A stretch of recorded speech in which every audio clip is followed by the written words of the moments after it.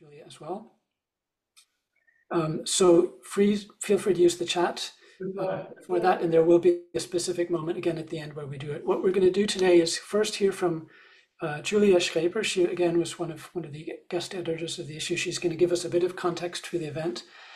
And then what I'll do is introduce our three authors who contributed articles to the issue, and they're going to share their presentations on the articles that they had.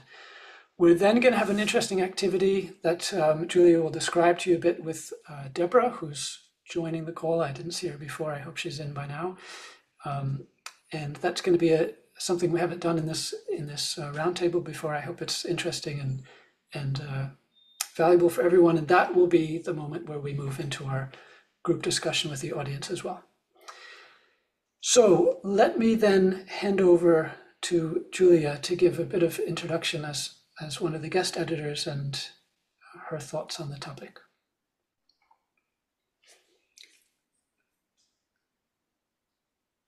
Great, thank you, Jesse, and welcome everyone. Let me just share my screen quickly. I've got a couple of slides prepared. Okay, give me the thumbs up. I can see it. Perfect. All right, well, a warm welcome from my side. As Jesse said, I'm Julia Schreber. I'm a co-editor. Everybody could mute themselves. That would be great. Thank you so much. I'm a co-editor and author of the latest Touchpoint magazine issue, and I'm also a regenerative design practitioner with over 20 years of experience in design, in service and organizational design specifically. My work really revolves around designing organizational infrastructures that aim to foster more regenerative economics and planetary health. I also submitted my PhD at the beginning of this year, so very fresh, where I focus on exploring the commons as a way to reimagine collaboration infrastructures that can really challenge our neoliberal design paradigms. And with me today is Deborah Chebeku, who I hope is here now. She's the founding director of Think Public and really pioneered co-design and service innovation in healthcare. She's also an accredited holistic health practitioner, and over the last few years have been weaving those designs, those practices into service design, and can really offer some great new perspectives.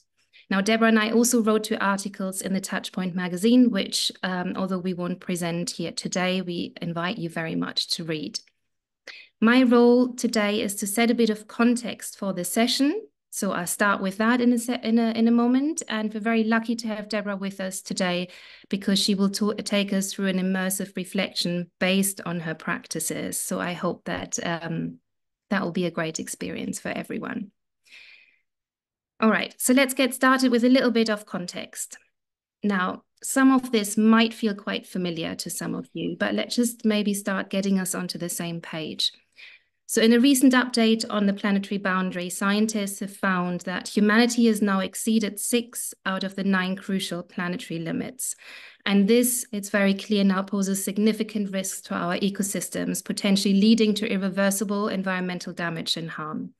And it's becoming increasingly clear that we're currently facing multiple, very much interconnected crises that demand urgent global effort to protect our planet.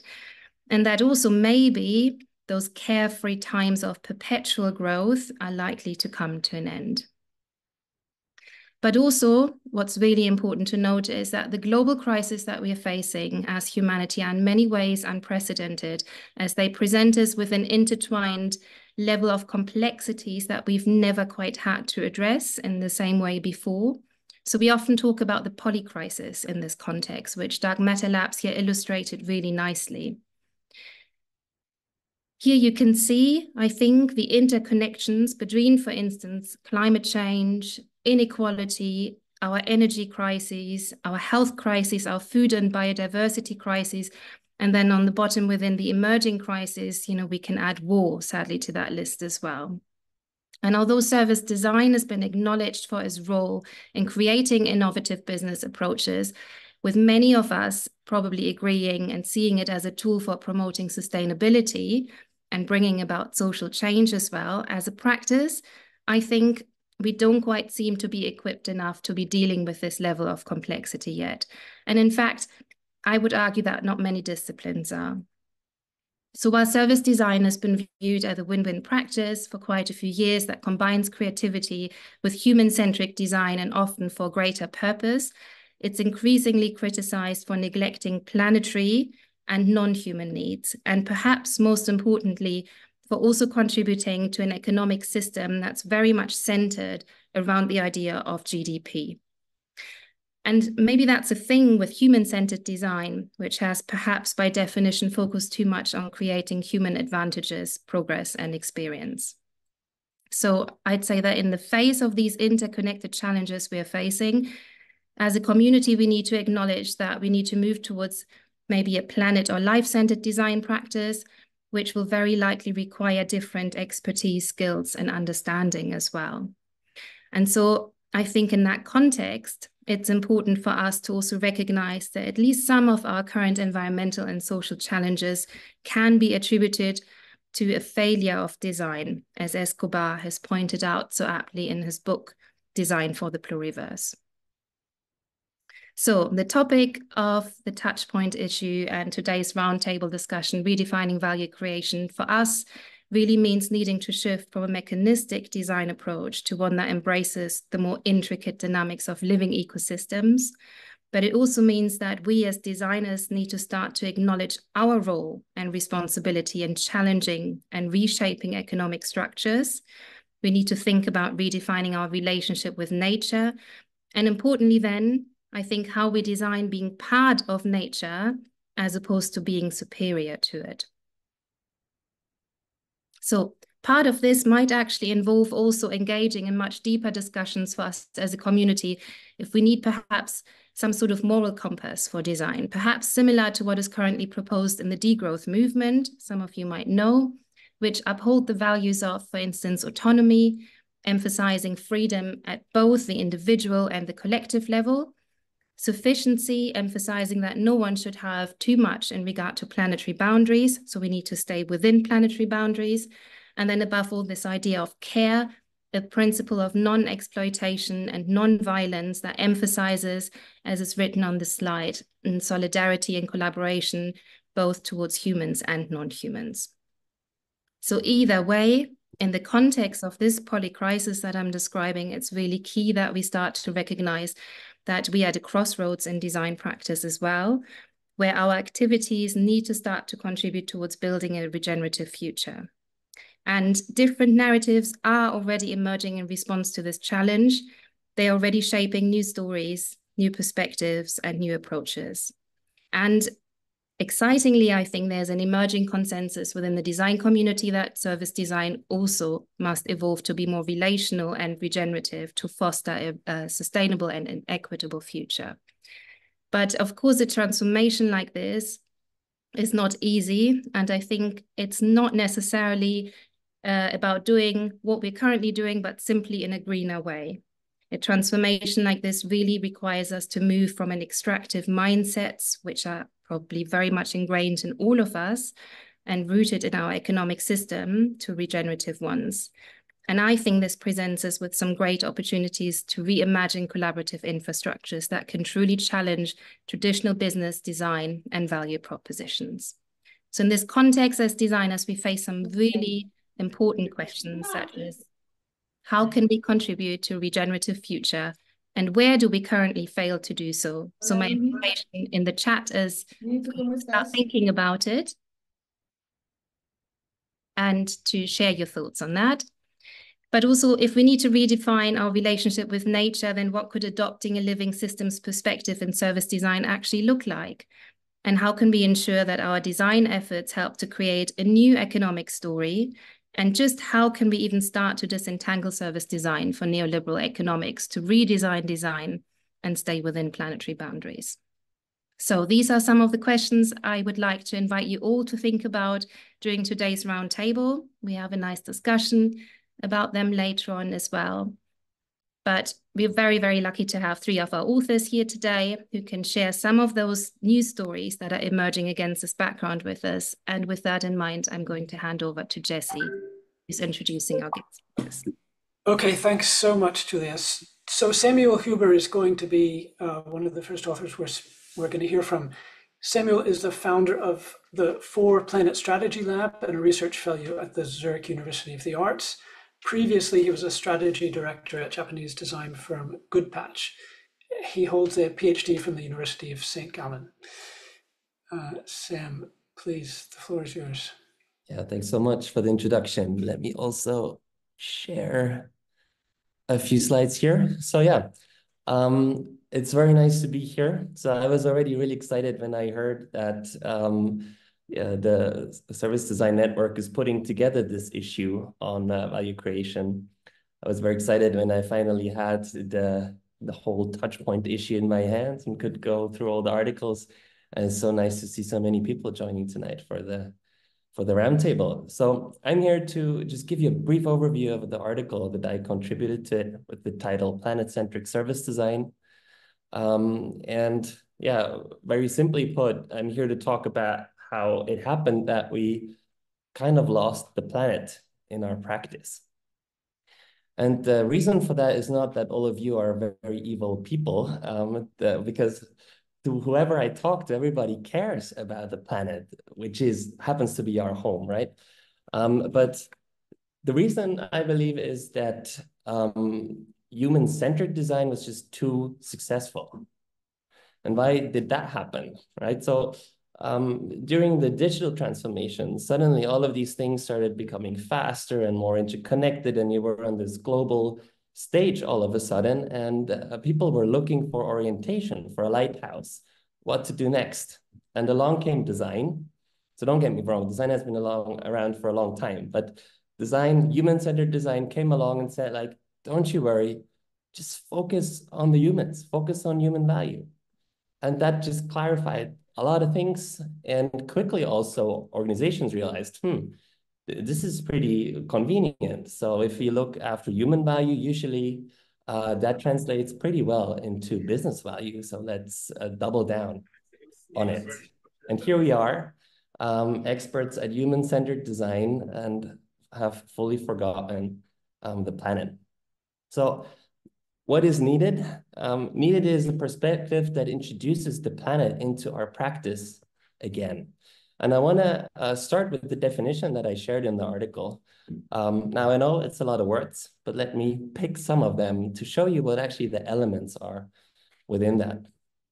We heard it before as well from Julia, so we need an ecosystems perspective. That's the first one. And what this means is actually understanding that all our organizations, everything we do is embedded in bigger things. Now, it's very hard to change the systems, but we need to start trying to understand, to zoom in into certain elements and see the effects of at the larger scale. If you ever tried to work with systems or systems thinking, you also might know that it's actually really hard to pull off. I sometimes say that you need a master's degree to fully understand systems. And I think their service design is really, really helpful because it has this hands-on practice that actually helps us to involve people in this very complex task. The second element in the definition is about the equal treatment of human and non-human stakeholders. Now, stakeholders don't always have the best rap in design practice, right? They make things complicated and they are hindering all the great ideas you had and so on. But if you're serious about planet-centric service design, you actually have to include even more stakeholders, especially non-human ones. And non-human stakeholders can be the soil you're on right now, bodies of water, the lake you went to over lunch, maybe today. But they can also be the trees outside your home. They can be viruses, and they can be, in my definition, even AI agents. So I have a broad understanding of that. What unites them is they have agency. Some have a lot of agency. Think of the coronavirus that had an impact on almost everything we did. And some don't have any agency and need the support to actually have a say in the processes. The third element I want to point out is relationships. Now, we are usually obsessed with things, with objects, with entities, but the magic happens in between them. So planet-centric service design looks at the relationships. It doesn't only look at the boxes, but the arrows in between. And I was guilty of that as well. You know, when I did stakeholder maps, once I collected every actor, I moved on. But that's when the work starts, where you have to start thinking about relationships between them. Moving on to behaviors. Now, this is closely tied to my definition of design. I define design as changing behavior for the better. So it's not so much about the materials or if it's digital or not. To me, it's about what behaviors are we instilling into the products and services and systems we do, because that very really has the emissions. Think of fast fashion, right? Maybe the materials and how workers are treated, that's not good. But the real problem is that these clothes are only used once and then discarded. That's really where the emissions start hitting. Yeah, moving on to the fifth one. I actually thought a long time about the sentence, because initially I wrote, we have to participate with the environment or cooperate with the environment. But it's very important to understand that it's not us humans and then there's nature or the environment. We're actually part of this together. It's not something that is opposed to us, as Julia said as well before. We are within it and we have to learn to work within it. And the last element is on regenerative value. I'm not going to define regenerative right now. Maybe we have time for that later, because it's a big topic in our scene, I would say. But what I want to emphasize is this focus on creating value and maybe redefining what value means. What type of value? Only financial, or maybe also relationships, time, value for whom? Only the human stakeholders or also the non-human stakeholders, and value when? Now, this is this big definition, and you might say like, okay, yeah, nice. So what? And to me, it was important to also provide in the article 4 movements, I call them, how you can actually start putting this into your work and work with that. And I have them here. I will go through them quickly, but happy to extend later. So the first one, you already heard it. We need to include not only human stakeholders, but also non-human stakeholders in our processes. The second one is you have to overcome jumping from quarter to quarter to incorporating multiple years into your design, maybe even multiple generations. And you can do that by identifying the consequences each design decision has over multiple horizons. The third one might also sound familiar now to you.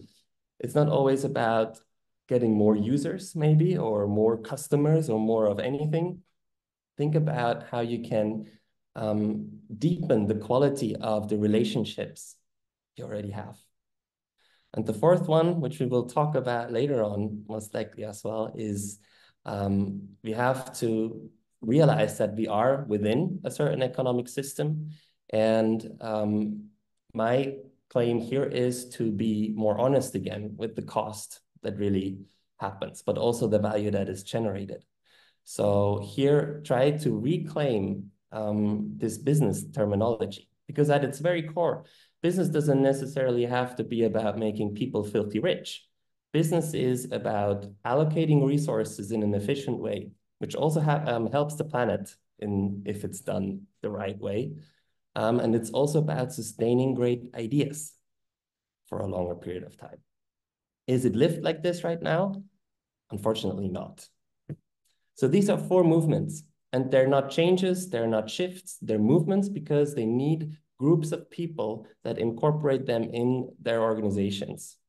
And yeah, I want to challenge you to pick one of these and include that in your next project. Just think about, hey, how can we move from quantity to quality in the next OKR session? Or how can we include more stakeholders? So really start with these steps, and you will see how suddenly you gain these new perspectives that really can make a difference, and that help you move from this human-centered design view that you see on the left with us in the middle to a planet-centric design view, which, don't you worry, still includes the human, but puts us on an equal footing. So yeah, do me a favor and try to do this paradoxical thing to focus on the planet, on the big thing, and yeah, have fun with all the new perspectives you get.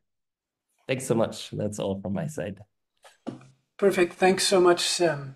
So let me quickly then jump over to the second of our three talks today. That's from Philippa, who's joining us from London, I guess, I think.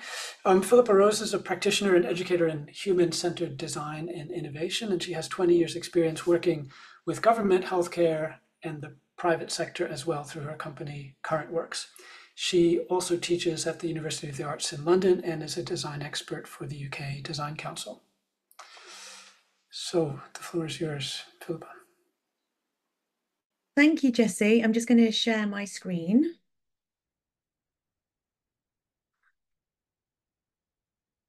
Tell me if, can you see that okay? Yes, just in browser mode, but yes. Is that okay? Yep, there's just the browser bar at the top, but we can see the slide. Okay, great.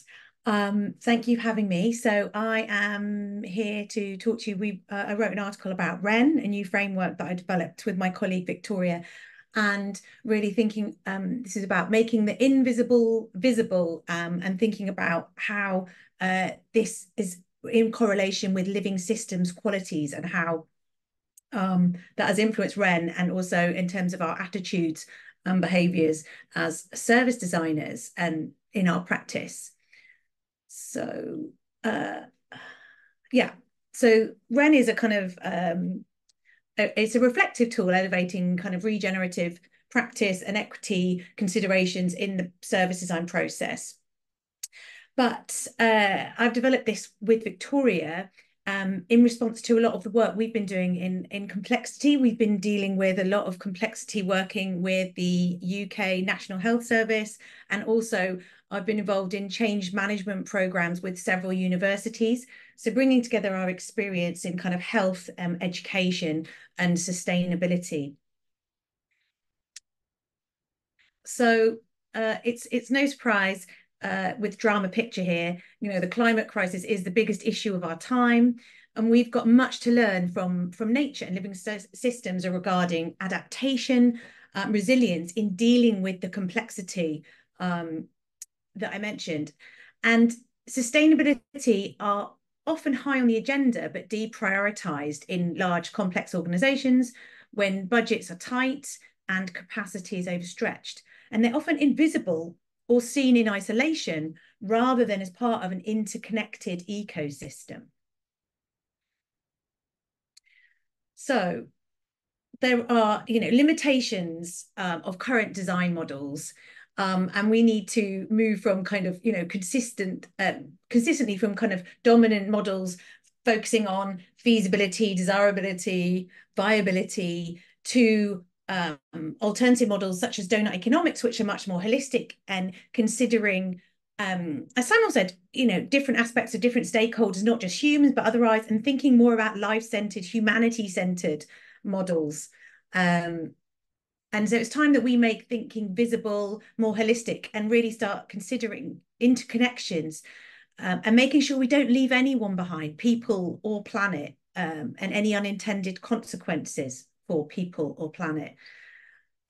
So we've also been influenced by the Design Council's Systemic Design Framework, and also kind of the systems view of life.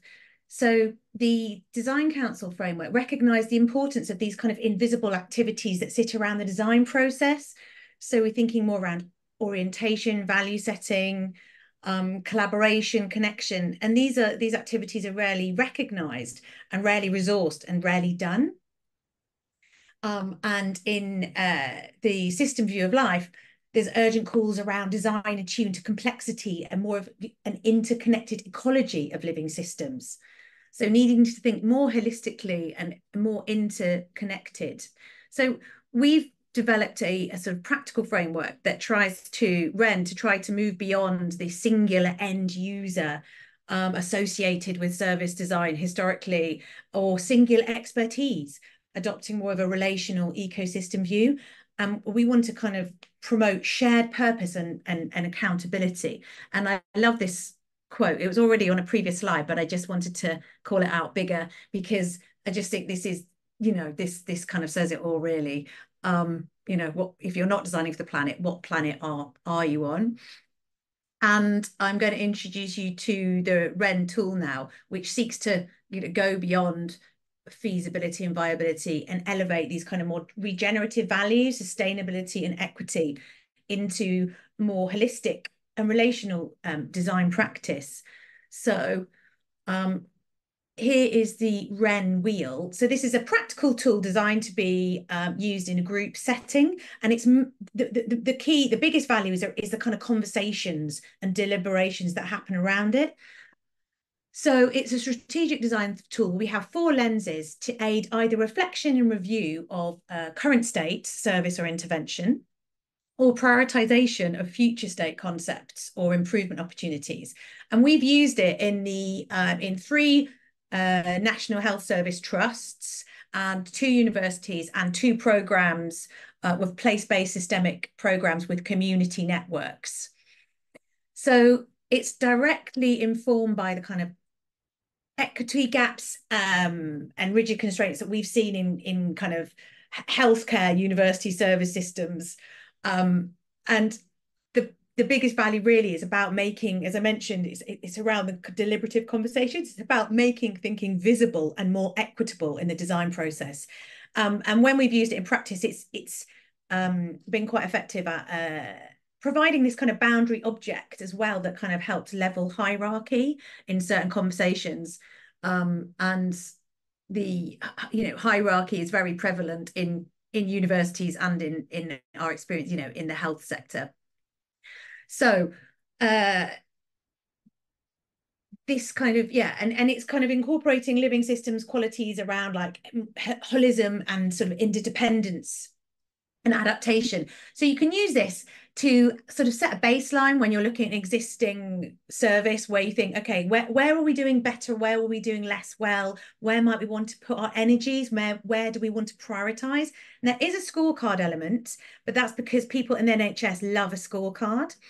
But really, if you don't get to that, it doesn't really matter. It's about those conversations and the reflections and the future considerations.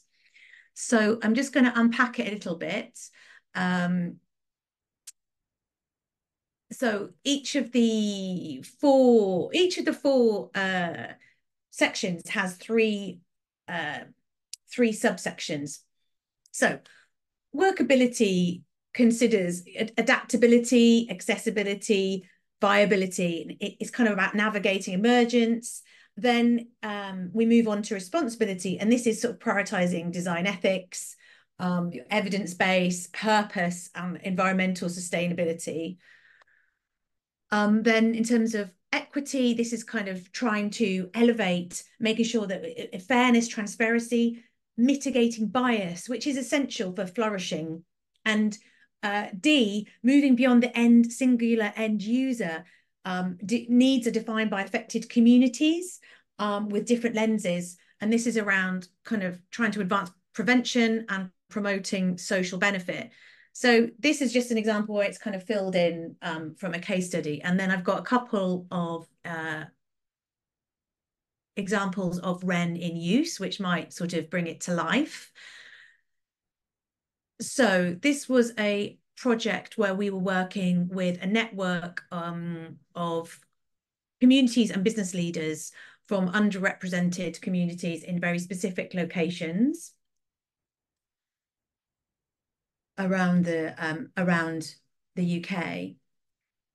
And I'm just trying to find there we are. Yeah, so we were, in terms of the learning outcomes, we were looking at how to inform the development of the programme. And we used REN in a series of different workshops with different stakeholders.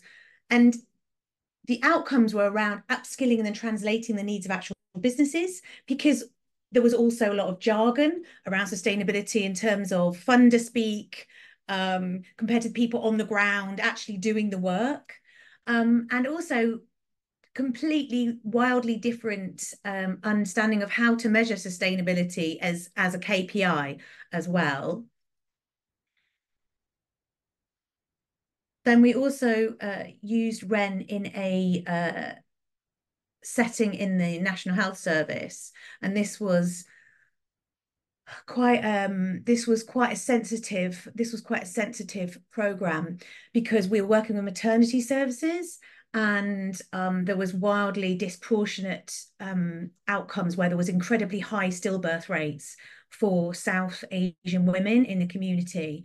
And we were trying to better understand the problem, and we used REN to explore the problem areas in workshops with community midwives. And we also supported the community midwives to go and do lots of ethnography and interviews and other observations in people's homes and also in hospital settings. So as a result, REN has been used as a baseline for the programme and been repeated over time with wider stakeholders. And as a result, antenatal education needs were highlighted that need to address specific needs and have now been developed. And there's been further investment in resourcing further engagement with community leaders.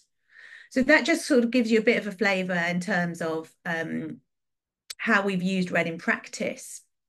And in terms of the qualities of living systems, it's around this sort of relationship orientation, having this kind of boundary object and the deeper conversations, and elevating equity, sustainability in conversations, which often have quite narrow metrics around efficiencies and so on. And in terms of it, kind of two things around sort of participation and complexity. So in terms of its sort of participatory format and co-creation, shifting the progress from focusing on, ongoing inclusive relationships and deliberations rather than sort of closed loop transactions and efficiencies. Also, it's great for having a diverse range of stakeholders involved. And this sort of resonates with the emphasis on sort of symbiotic, generative interconnections apparent in living systems. Also, in terms of orientating designers to principles of complexity, it's decentralizing as a kind of adaptation instead of rigid control, and seeking pattern making and new redefining progress as a kind of collective potential through these deliberations rather than individual benchmarking. So we would love to continue to develop REN and would love your input. So keep questioning what systems are we co-creating within, and how can we continue to adapt our practice and also the framework. So do have a play. You can download by scanning the QR code, and I'm sure we'll circulate slides anyway. So thank you. Thank you, Philippa. So yeah, we can put that the link back on the page if you want later, or please put it in the chat, Philippa. I'm concerned a little bit about time. I know Thomas is our last speaker before we get to the discussion. So Thomas, I'll hand it over to you. Thomas is a partner and head of design and Accelerate at Human8. He leads their innovation practice and partners with brands to help them create products, services, and experiences that deeply resonate with people and drive substantial growth. Thomas, it's your turn. Thank you, Jesse. Hi, everyone, and thank you for joining us today. And I'm excited to share a few highlights from a case study we've worked on with Philips and are still working on. As you see, I'm taking this acoustic, so no slides today, but there's obviously a lot of visual material in the article as well. So over the past 4 years, we've been partnering with Philips Personal Health to make a positive impact on the health and well-being of people and the planet. And if we think back about the Dark Matters Lab map that Julia shared at the beginning of this session, it shows that indeed, alongside climate change, lack of access to affordable quality care is one of the big problems that we need to solve. And to set the scene, the Philips Personal Health segment consists of oral health care, mother and child care, and personal care. So that's the area we've been operating in.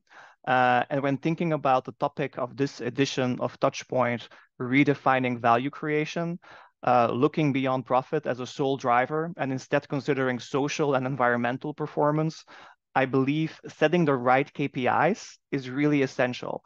So often in large organizations, what gets measured gets managed. So how do we put this longer term thinking that also Sam referred to? How do we put this on the agenda? And from my experience, locking that in with specific KPIs is often a great way to manage that. And one of the ways they've been doing this at Philips is they've developed the Lives Improved model, which is helping them track their performance on the following goal. So they aim to improve the lives of 2.5 billion people a year by 2030 through meaningful innovation. And they have a specific target there on improving the lives of people in underserved communities, or as we also like to talk about, underestimated communities. And the two dimensions of this approach are, on the one hand, social, on the other, ecological, and they go hand in hand. Socially, they provide curative and preventative health solutions with a focus on women's health and childcare. And then ecologically, their portfolio increasingly offers circular solutions. And we know about 80% of the environmental impact of a product is defined in the design stage. So it's really important to have an increased emphasis and focus there. And to bring this vision to life, Philips embarked on a journey of transforming their innovation practice, realizing that traditional product-centric approaches were not enough. And a prime example there is their Event breast pump rental program, which not only improves access to essential healthcare, but then also promotes sustainable consumption by encouraging the reuse of these products so they do become circular in use. In our partnership, we mainly focus on amplifying the voices of underserved communities, women, and children. So we have online communities in 7 markets that facilitate the practice of what we call continuous learning. So instead of being too focused on progressing through traditional stage gates in the innovation process, we use empathy and a broader way of thinking about it as a compass to solve real problems for real people with the planet there as a key stakeholder. To give another example, in service design, they have the Pregnancy Plus app. I'm not sure how many of you are familiar with this app, but they have over 60 million downloads, and it's globally recognized as one of the leading pregnancy apps. So every 3 seconds, a new mom joins Pregnancy Plus. So a great connection with expecting moms. And with a mission to improve prenatal care compliance, engagement, and long-term care for mothers and babies. Just looking at the US, preterm birth is a big issue, is a big healthcare issue. It affects about 1 in 10 infants with a higher impact on underserved communities. And it's the 2nd leading cause of infant mortality, also connected to various healthcare problems. And in the US, we're seeing that 1/3 of pregnant women on Medicaid only start care in the 2nd trimester, which is increasing the chance of a preterm birth. So the goal here, the objectives here of this specific program were to remove barriers and enhance the access to care. And therefore, Philips is partnering with local governments to reach Medicaid eligible pregnant and postpartum residents. In collaboration, for example, with the Michigan Department of Health and Human Services, they tailored their Pregnancy Plus app to facilitate access to state support programs. So leveraging the community they're building and the access they have to the target audience to connect these people to state support programs. In the first 6 months of the partnership in Michigan, they reached over 7,000 Medicaid eligible pregnant individuals. And you may think, is that a lot, 7,000? But we think that it is, because these are 7,000 families who otherwise may not have timely access to affordable quality care. How did we make this a success in the design process? From a method perspective, we conducted 5 learning loops encompassing a wide spectrum of activities, from gaining in-depth insights to what is influencing people to start a planned care, or what are the barriers to start a planned care, to then also going into the solution space and fine-tuning these solutions in collaborations with the target audience, but also with healthcare practitioners. So I started with the notion of having strong KPIs in place to manage, what gets measured. But of course, it goes beyond the numbers. And we see that in practice, this purposeful innovation is just profoundly inspiring. Programs that are centered around topics like the circular economy, improving children's oral health care, ignites huge passion and motivation with everyone involved. So those are a few highlights from the article I've published with Philips. Okay, thank you very much, Thomas, and thanks again for all the authors. I will now hand it back over to Julia, and we can have a discussion amongst yourselves. Thank you. I hope you can hear me okay. So thank you, everyone, for sharing some of your stories and approaches for adopting a planetary and living systems perspective in service design. What I thought was really interesting was that what you talked about, and of course your articles as well, were already all adopting quite different types of perspectives. And that's also my experience from working in the regenerative space, that there aren't any answers as such. There's lots of questions and lots of topics to be explored and lots of different approaches. So I jotted down a couple of points, and I've got, I think, one key question to each of you. So I'm really intrigued from your experience to make it a little bit more tangible and perhaps practical as well for those joining us on the call. I'm curious to know, from your practical experience, what do you think are some of the key challenges that we face when shifting design practice? Maybe, Sam, I can start with you.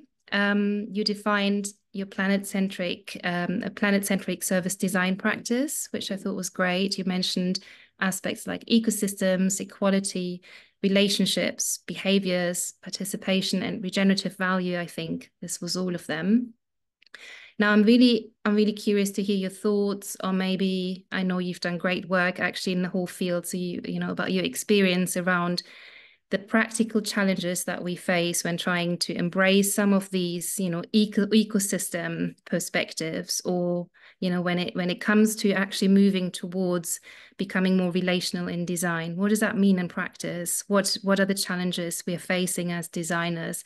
And also, I'm really intrigued about behaviors, because from my work, I think we really need to shift our behaviors quite a lot as well. So I'm curious to hear your thoughts around that.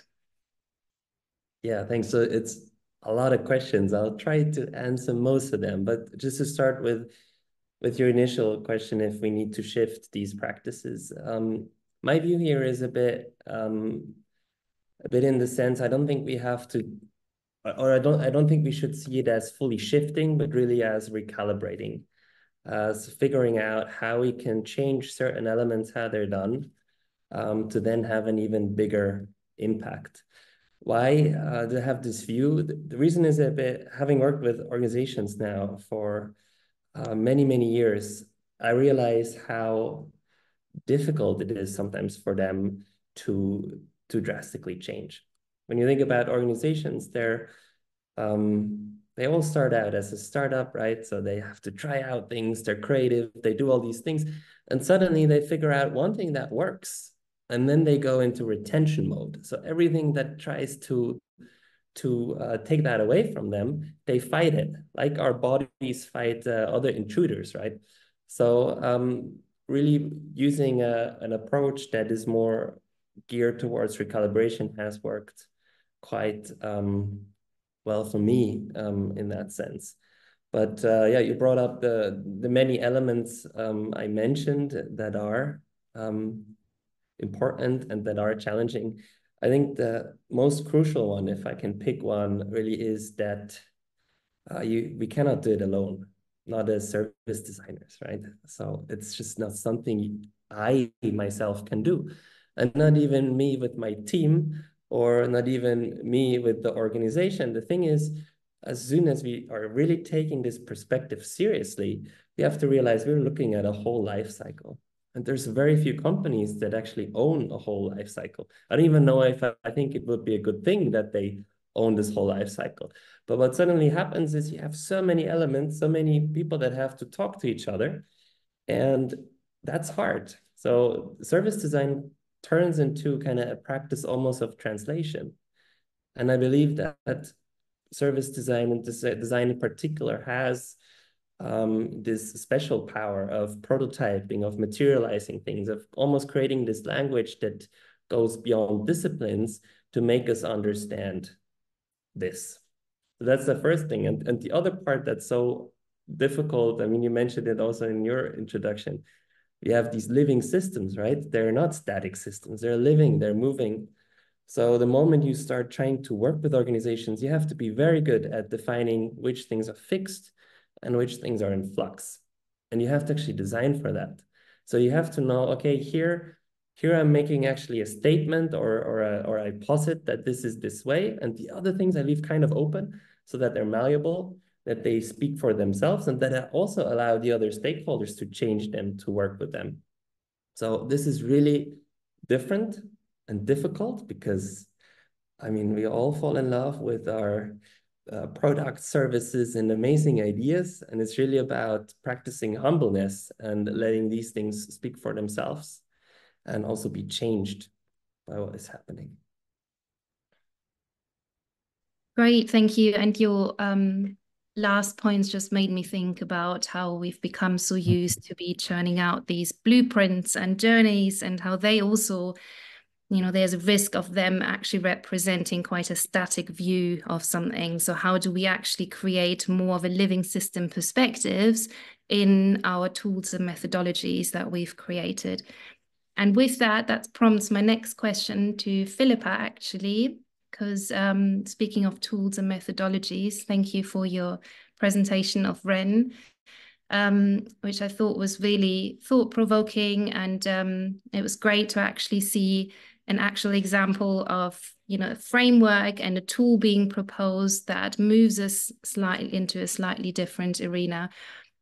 That said, because I just made the point on the journeys and the blueprints, I'm really curious to hear your thoughts around, you know, what does it maybe take for us to move beyond tools and methods, and you know, when we embrace, or when, as we're sort of shifting practice to be tackling these really interconnected big challenges.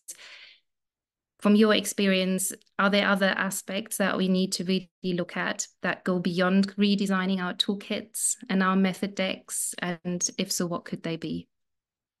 Thank you, Julia. That's a really interesting question, because there's a kind of there's an irony there, because it's kind of more about mindsets than methods, but it's, you know, but obviously there's a method, there's a framework there.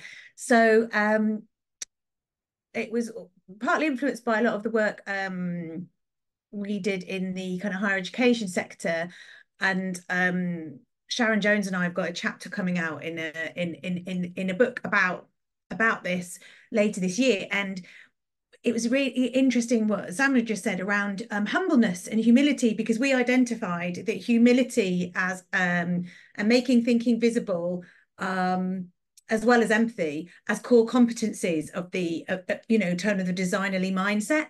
And I think that we, you know, like we're all very familiar with the term empathy, and that we practice it all the time, but really humility is something that I don't think is necessarily associated so much. And we you know, we are tenants of the planet, right? You know, we need to be working with the planet and with wider living systems, and just thinking more holistically. So I find often just really testing and testing assumptions with people is a really powerful way. And that for me has disrupted thinking and challenged mindsets quite a lot in my experience. So for example, if you are tackling a problem or a challenge, whatever it might be, at the beginning of the process, actually really with very senior stakeholders, really getting people to articulate what their assumptions are, because often people think they know the answer or they know what the problem is. And as we know, when we explore a problem, often you find that actually you've been looking at a symptom, and actually the cause is something completely different or whatever. And I have found it very powerful to really exposing those assumptions early on can have a massive switch in terms of not just hierarchy, but actually an aha moment where people are being much more expansive and holistic in their thinking and seeing all the interconnections. Great, thank you so much. Okay, Thomas, I've got a question for you as well. Can't see you on this. Oh, there you are. Great. That question kind of brings me a little bit more to those economic underlying structures, because you've mentioned the need for, or the importance of, very strong KPIs, right? And in order to ultimately enable a longer term view or some of those more planetary leverage points. So I think that's a really interesting point. My question to you again is all framed under this idea, when shifting practice, what challenges have you encountered? And I wondered if, when redefining KPIs, if you've actually encountered this problem of being so closely tied to our current neoliberal economic structures that you almost had to find a figure for something which is really difficult to measure in the first place, because there's lots of well-being elements that are totally counterintuitive to measure in traditional ways. So I think we can really see how these conflicting paradigms meet on this topic of KPIs. And so I wondered, whether you've had any practical experience with actually getting that to work that you could pass on. Yeah, a big question. And I think there's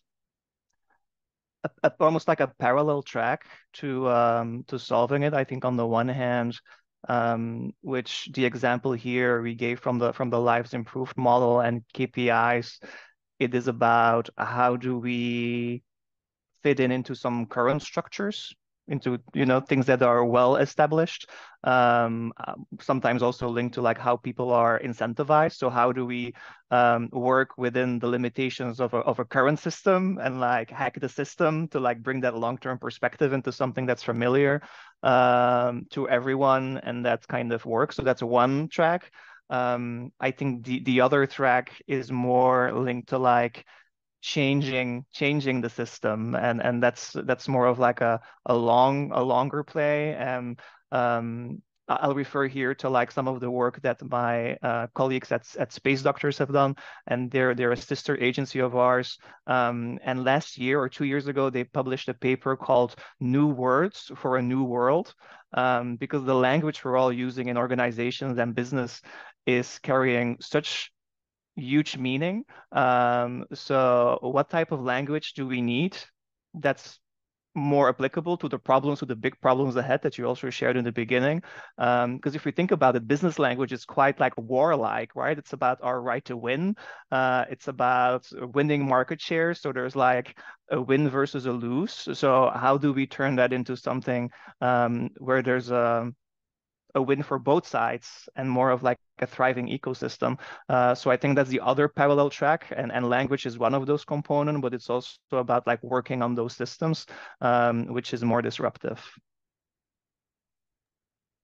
Thank you so much. And you just prompted me to think about, or you reminded me of the Berkana theory of change, which I don't know if the participants have heard about, but it's an interesting model where ultimately we talk about a dominant system versus an emerging system that don't really meet as such. But I think what's interesting, and it's important for us as a community to recognize, that the cases we talked about today are all very much operating or trying to initiate change within the dominant system, right? We're trying to work within existing organizations, and there might be that element of incremental change. And to your point, working with the KPI structures and trying to actually make baby steps towards something a bit bigger. But what's also really interesting is that there are a lot of great initiatives evolving and emerging out of what I would refer to as the emerging system. And they are really, quite pioneering different types of practices. And maybe that's a good leeway to actually hand over to Deborah and our more immersive part of the session, because I think that sits right there. Thank you, Julia. I'll just share my screen. There we go.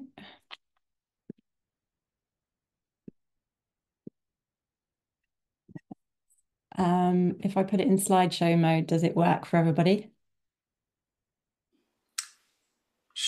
Sure, I can see your screen, yep.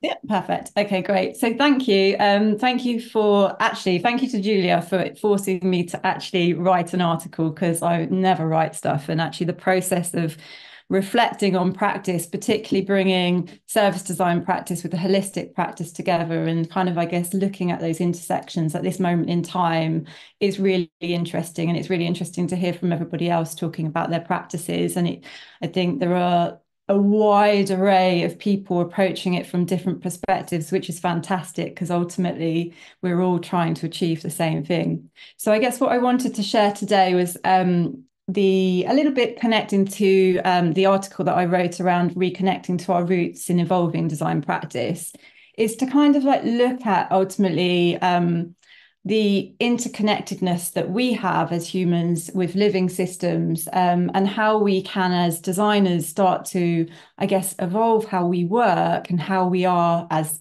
beings in ourselves to show up in any way to the work that we do with I guess with purpose, with presence, and awareness, to be able to kind of, I guess, work in a way where we're sensing with the planet in mind and with people in mind and animals in mind and everything in those kind of contexts in mind. And so I guess kind of where I've got two slides here, and I kind of always like to kind of explain this to people that maybe think that some of the stuff that I might talk about is a little bit out there at this stage. But it's like, as designers, quite often we spend a lot of time in workshops coming up with ideas really quickly, and quite often a lot of this is in our head. So we're kind of like quickly trying to solve stuff.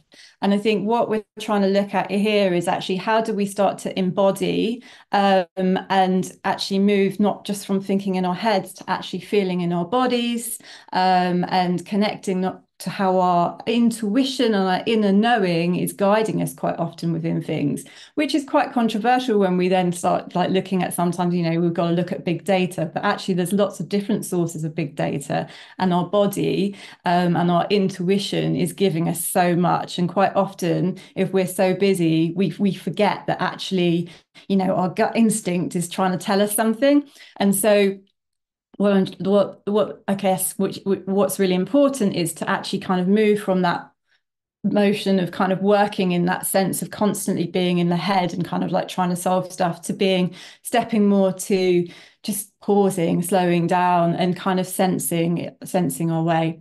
And so I love this quote, because the times are urgent, let us slow down. And I think that we're all so much in a rush every day to try and solve things. And actually Deborah, we're not looking at presenter view. We just see your, so we're not looking at the slide you see. I think you're on the second screen. There you go. Yes, we can. Can you see it now? Yes. Okay, cool. So in terms of like, how do we create spaces, and how do we encourage that, I guess, confidence to actually feel like we can slow things down? Because quite often it feels like we need to keep going and we need to compete and all of these things.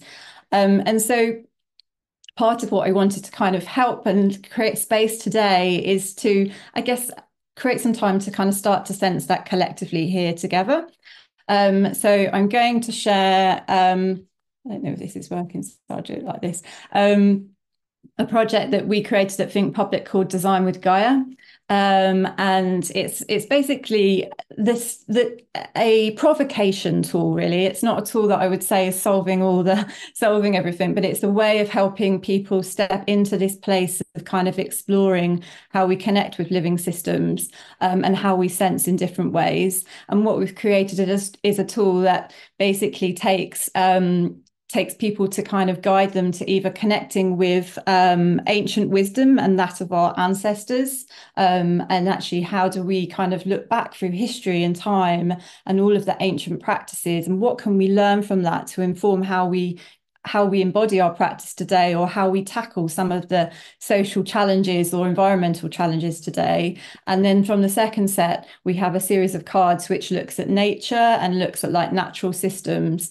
And if we think about everything in nature and in this world is actually designed to kind of have a purpose, and it's kind of us humans that have kind of popped out of actually that ecosystem, because we've become so kind of intelligent in a separate way that actually we've sometimes forgotten that our role within that wider ecosystem. And so these tools and these cards kind of just prompt people to kind of think about, okay, if I was thinking about connecting with a cloud, what can I learn from clouds? Say, for example, what can I learn from soil, or what can I learn from the ancient practice of meditation or going on a retreat in order to kind of inspire my practice?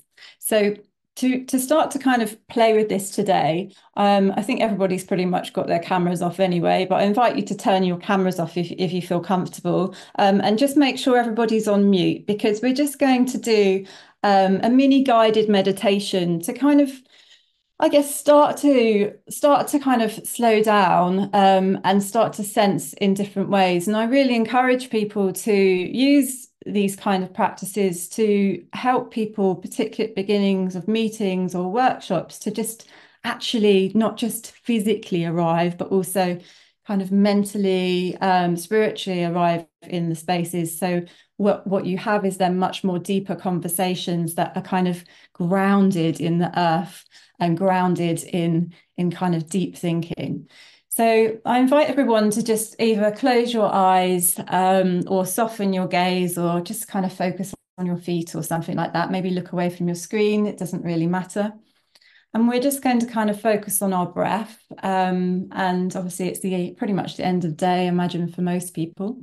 And we're just going to start by taking a few slow, deep breaths in through our nose and out through our mouth. We're going to breathe slowly in through your nose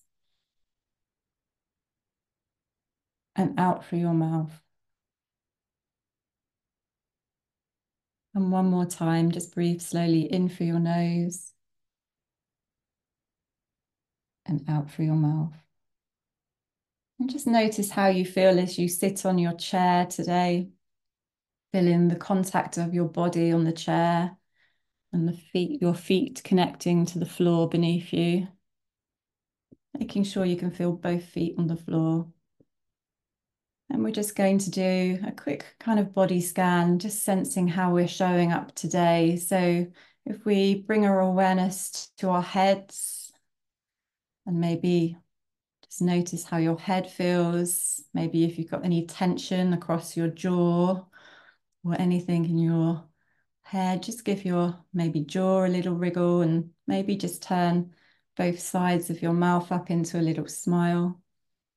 And then feel this smile moving down through your neck and into your shoulders, maybe giving your shoulders a little wriggle, noticing if they're tight or how they're feeling today. Then moving your awareness down through your arms to your fingers, then back into the core of your body, feeling all the way down through your core, down to your legs, maybe your bottom as it sits on the chair, all the way down to the bottom of your legs, to your feet. And just noticing if there's any body parts that feel stiff, because quite often when we get kind of pains in our body, it's our body trying to tell us something, maybe to slow down, to stretch. And these are all symptoms of the body trying to talk to us about the way in which we're working. And then we're just going to visualize, and just trust your imagination, that there's a beautiful sun shining down on you. And you're going to feel that sunlight move into your face and slowly wash down through your body. And you can breathe in the sunlight, so you can use your breath to slowly breathe in. And then as you exhale, just imagine this color moving down your body all the way to the soles of your feet. And we're just going to do now a little grounding. So we're going to imagine that we have little roots growing out of the soles of our feet. So imagine you have these roots just like a plant or a tree, and just visualize these little roots growing out of the feet into the ground that you're in tonight. So if you're in a house or a flat or a building, just feeling the roots slowly growing down towards the earth. And you can breathe in the sunlight. And as you exhale, you can use that to help your imagination move the breath into the roots as you move deeper down.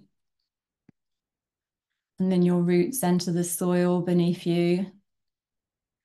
And as they grow deep, deep down, maybe they pass other root systems of trees, plants in your local area. And they grow deeper down through history and time. Just imagining these roots holding you securely to the earth, just like a tree, and all the wisdom that is held in trees through history and time. Think how still trees are and how much they've seen. They have to be deeply grounded to not fall over in the wind. And then we're going to visualize the red and orange magma, which is the core of the earth. And we're going to see everyone's collective roots moving towards this core. And we're going to wrap them around the core of the earth 3 times, and we'll do it together. So just trust yourself that you can see your roots wrapping around the core of the earth. 1, 2, 3 times. And now you can just feel really grounded, really present, and knowing that you're connected to the earth. I just invite you to bring your awareness to your heart and ask yourself, what do I need to know to inform my design practice to connect with living systems? What do I need to know to inform my design practice to connect with living systems? Just notice any words, any thoughts, any feelings come into your head. And then I'm just going to ask you to pick a number between 1 and 4. So go with the first number that comes to your mind. And then when you're ready, I'm just going to ask you to open your eyes, have a stretch, have a yawn. You can turn your camera back on if you wish. And just be present back in space. And we're just now going to use the number that you have picked in your mind. And with the intention, what can my service design practice learn from living systems? I'm going to pull a card. So if you've got number 1, that'll be the first card and all the way through. And with the intention, what can my service design practice learn from living systems? The card will then show a prompt, and then I invite you to just reflect on that element of nature and how that might give you a message about what can my service design practice learn from this living system. So for those that have picked number 1, which number 1 is water. So what can your service design practice learn from water? So in terms of water gives us, there's so much you can then start researching after this as well. But like, so on the top level, it's like looking at like the flowing energy, but also how water is a shapeshifter. So in the sense that one moment it could be ice, the next minute it could be a massive wave, it could be a slow stream. Water kind of moves at lots of different speeds, and also water also finds a way. So no matter how, like if you think about the amazing kind of waterfalls or streams that always end up towards rivers or to sea, the power of water, and also how much of our body contains water as well. So that's number 1. Number 2, for people that have selected number 2, what can your service design practice learn from seasons? So seasons are obviously, we're constantly moving through seasons in the environment, and some seasons, you know, in terms of like winter, we're kind of in the kind of like dark phase where everything actually is happening under the earth, and sometimes it feels like you can't see anything progressing, but actually there's a lot happening, and then suddenly in spring everything flourishes. And then in summer as abundance, but then ultimately sometimes once we move to autumn, we need to release and let go of stuff. But through that letting go, it actually nourishes us to then go all the way back through the cycle again. So there's lots to learn through seasons. And then for people that have picked number 3, your lesson comes from the snake. So what can you learn from like this agile kind of fluid renewer? So the snake is kind of an interesting one in terms of it's a transformer. It can kind of shed its skin. It can kind of move and be very agile and fluid with how it kind of navigates the earth. And then for people with number 4, you have seeds. So seeds obviously these little seeds hold this potential of life. And so there's so much power in this like small little seed, but obviously it needs to be nurtured. And we need to kind of like disseminate the seeds. And quite often I think in projects we plant lots of seeds everywhere. And actually how do we make sure that there's like fertile soil for these seeds? So I encourage you to just kind of think about actually what could you learn from seeds in your practice. And so I invite everyone now to just put a few words in the chat, it might just be a couple of words, it might be something longer, but any reflections that you've had either from your meditation and grounding or from the card and the message in the card. And we can, it would be interesting to see what kind of came up for people. We're not going to go into a great big debate about it because I think we're going to pass over now for a bigger group discussion. But as the discussion is going on, it would be fantastic to kind of hear what's come up for people, but then also, I guess, how that also connects potentially with the talks that we've heard at the beginning as well. So I'll pass back to you, Jessie. Thank you, Deborah. That was a really nice break and change from the earlier talks. And indeed, this time is for audience questions, but I'd still also like to see any of your reactions to the exercise we did. So please do also put it in the chat, or questions on or observations on what arose from you in thinking about that. I guess I could maybe ask a question to myself from the panel, putting a little distance from my role issue and more putting myself in the mind of someone who may not be working in a day-to-day context where regenerative design is on the table and where a client of mine may be thinking about it. So for service designers like myself who need to create the space to have those discussions, who the people they work for, whether it's within a company or their client, don't think about these topics, what is the best way to create the space for you to introduce it into your work as a service designer? I'm curious how you create the space for this mindset if it doesn't exist where you are. I don't know if any of the authors or Julie or Deborah can give some advice on that.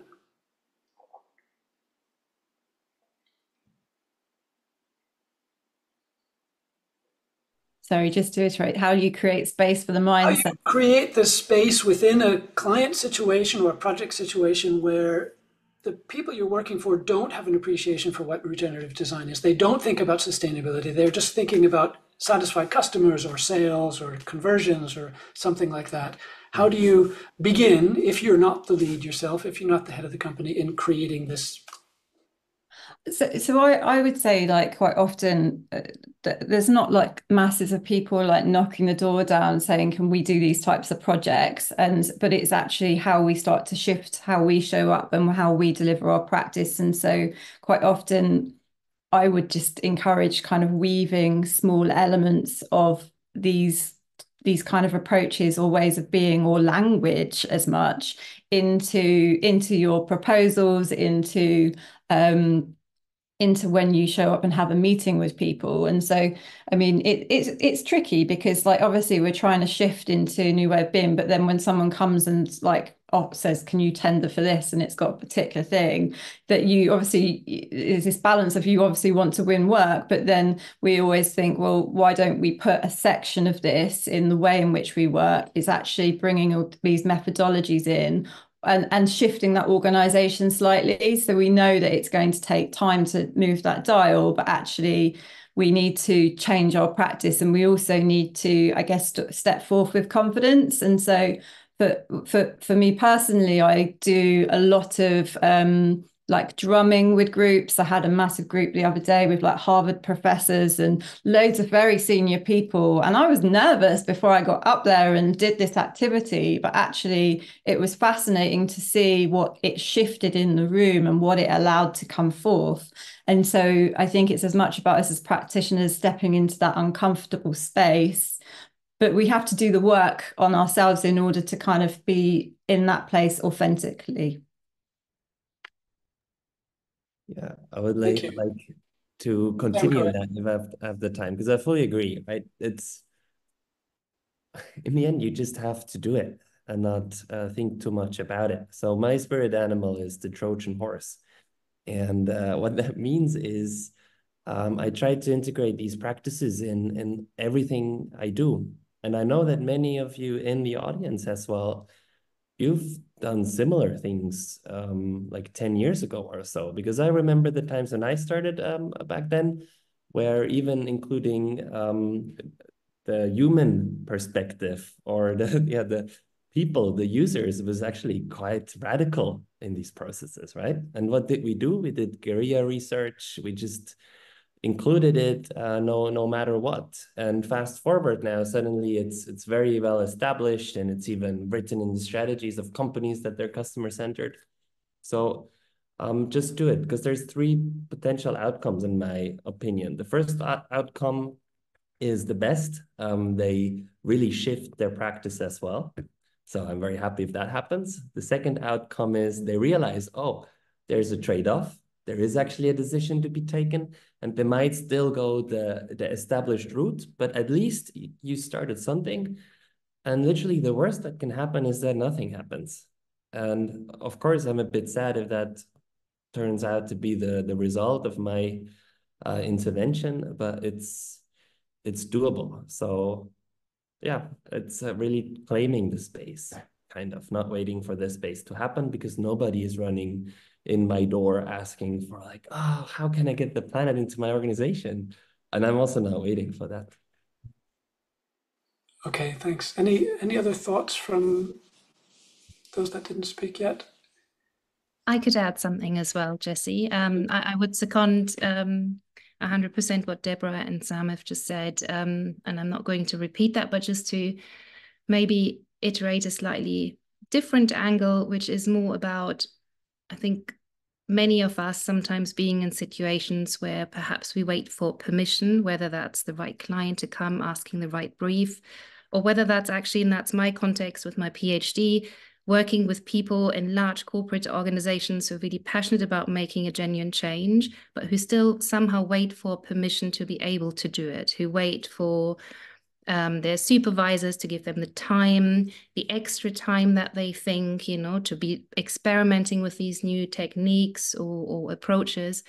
And my learning is, again, and I think Sam was saying that already, that, you know, don't wait for that permission. That's one, it's not going to come. And second, I think that that agency lies within ourselves. You know, we can always control how we're approaching a project, what types of questions we're bringing into a meeting, how we are relating and behaving within any given project. And I think this is where the change needs to happen. It needs to actually first happen within us before we can carry it outside into our contexts of clients and so on.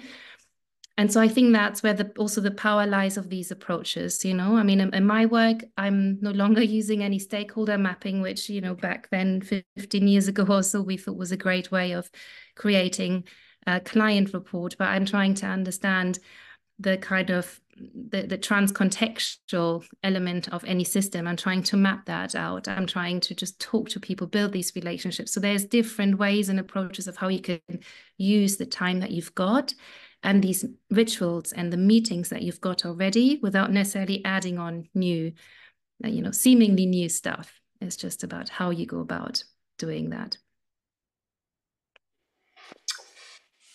Okay, haven't seen other questions in, and I have another from my side that I think some of the audience might have as well, and I can begin it by answer, and then I'll pick on each of you, and one person will have little time to think about it, and the rest a little more.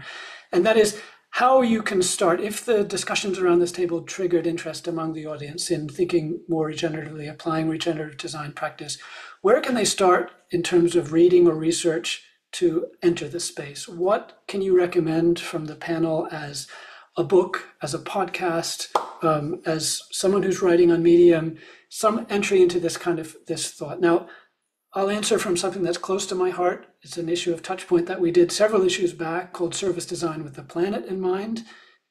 It has a lot of crossover with what we're discussing, and there were some good contributions as well. That's from the Touchpoint library.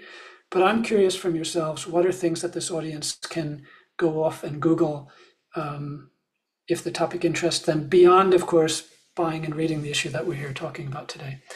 It looks like, Philippa, you're holding something, so you've got the first person. You're my first. What have you got for people?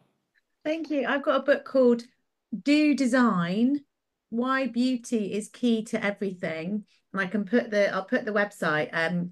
This guy, Alan Moore, I've been working with him, and we've been doing lots of work around regenerative practice and a lot of stuff with leaders. And he uses beauty as a metric for success, performance, effectiveness, and that can be hard for people to get their heads around, but it's about intention, and it's all about leaving the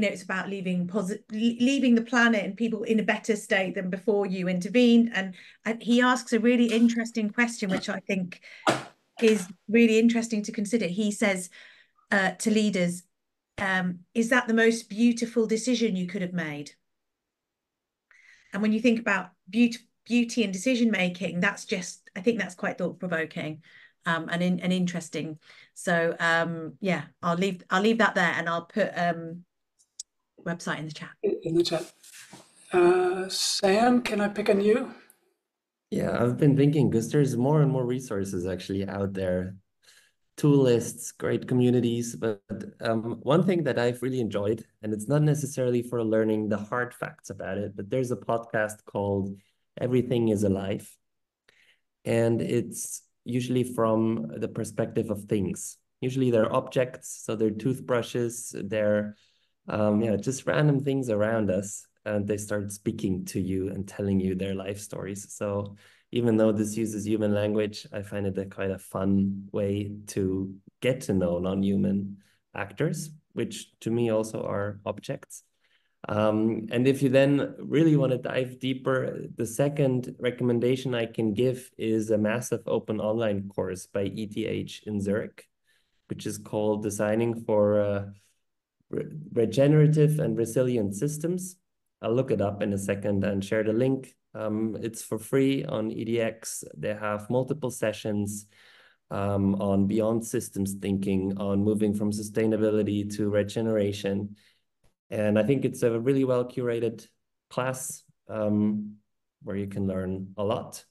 And it's also not so much in the design bubble that you feel like you're going in circles, but there are plenty of external perspectives coming into the class. Please put it in the chat. I want to save the last minute before we close at the bottom of the hour for some announcements. So Julia, Thomas, Deborah, can you quickly share one thing if you've got it ready?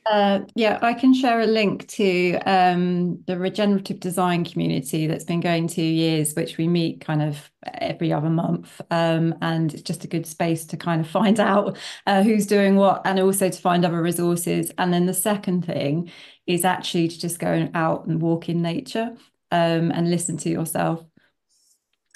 Great.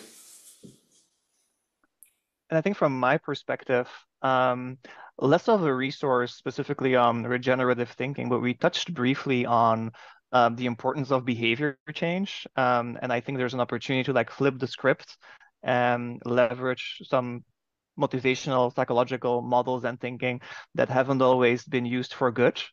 They made social media quite addictive and use them for good. So I think the BG-FOG behavior model is one of my favorites to think about and apply in this context. Thanks. Julia, have you got any? Yeah, I can add just at last maybe a good entry point podcast recommendation, which is from the RSA. I think it's called Regeneration Rising, and it's got some really great people interviewed, and I think it's going into the second season now. So I would recommend for anybody interested to just listen into that. I'll share it in the chat. Okay, thank you. Thank everyone on the panel for joining this talk. I've just got a few more things to say before we close. First of all, I do hope if you haven't read the issue that you go off and read it. If you haven't, there's a link in the chat now on where you can find it on our website. If you're a member of the SDN, this is something that you can get for free. If you're not, you can always buy the issue in print or in PDF. If you've indeed not familiar with the SDN because you've come to us from another community and seen this publication, please do visit the website and learn more about our organization. Touchpoint is just one of many benefits that members have. Actually, the next issue of Touchpoint, which we're very busy creating, is on implementation for service design. That's not a niche topic for service design. I think it's a very, very big one. So keep an eye out on that. That will be published soon. And I'm very excited about it. And we're about to call, and the end of the year, we've got our annual conference, which is going to be in Helsinki, which is going to be related to the topic of service design implementation. And tickets for that conference are also now on sale. Back to Touchpoint, we're also opening a call for papers for the following issue of Touchpoint, which I'm also excited about, called Service Design at the Dawn of AI. So I think I saw, Sam, you mentioned something about AI and your eyes lit up. If you're interested in service design and AI and you can write about it, please submit for the call for papers. Otherwise, look forward to that as an issue and a roundtable later on in the year. That's the end of the time. Thank you, everyone, for being here. Look in the chat before you leave the Zoom for a lot of helpful information, and I hope to see you again. Goodbye.